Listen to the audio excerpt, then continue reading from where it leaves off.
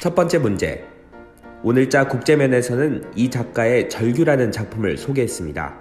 인간의 절망적인 심리를 표현한 걸작으로 평가받는 이 그림에는 왼쪽 상단에 미친 사람에 의해서만 그려질 수 있는 이라는 글귀가 쓰여져 있습니다. 누가 적은 것인지 미스테리어스나 적외선 스캐너 등을 동원해 결국 작가 본인이 적었음을 밝혀낼 수 있었는데요. 절규를 그린 작가의 이름은 1번 모네, 2번 르누아르, 3번 뭉크, 4번 김환기. 미술관 측은 이 작가가 논란이 됐던 글귀를 1893년 그림을 완성했을 때가 아니라 첫 전시를 했던 1895년에 적었을 가능성이 있다고 설명했습니다.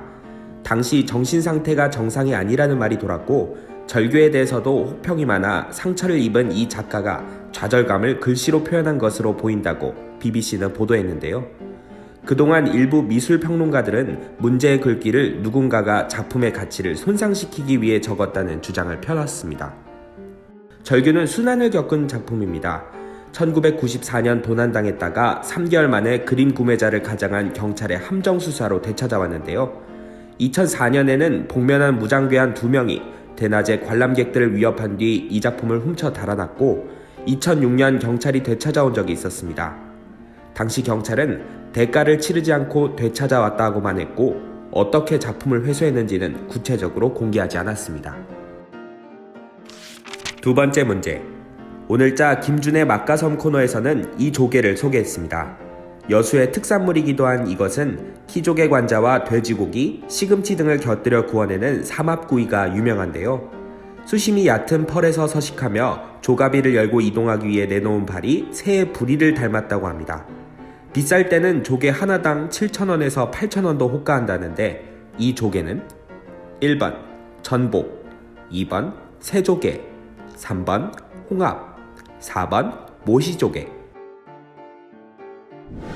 수심이 깊지 않은 10m 내외의 펄이 발달한 곳이 이 조개가 자라기 좋은 곳이라고 합니다. 배로 조개 그물을 끌어서 잡습니다. 달콤하고 부드러워 일찍부터 초밥 재료로 이용한 명품 조개라고 하는데요. 자산어보에서는 조가비가 참새 빛깔이며 무늬도 참새털과 비슷해 참새가 변한 것이 아닌가 의심스럽다고 기록되어 있습니다. 조가비를 열고 이동하기 위해 내놓은 발이 꼭 새의 부리를 닮아 갈매기 조개나 오리조개라고 불렸다고 하네요. 이 조개는 값이 비싸 어장에 유생이 붙어있는 것을 확인하면 주민들은 불침번을 서며 어장을 지켰다고도 하네요. 어민들은 이 조개가 3년에 한 번만 제대로 어장에 오면 그간 진 빚을 모두 갚는다 해서 로또 조개라고 부른다고 합니다. 비쌀 때 조개 하나에 7,000원에서 8,000원이나 되기도 합니다. 바다에서 새조개를 긁어 올리면 바지선에서 온전한 것, 조가비가 깨진 것, 크고 작은 것 등을 나눕니다.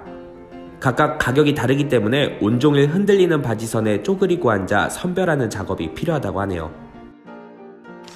세 번째 문제. 오늘자 문화면에는 이 종이 소개되었습니다. 이 종은 통일신라시대 만들어진 종으로 만드는 데만 34년이 걸렸다는 당대 금속공예술의 절정으로 꼽히는 작품입니다.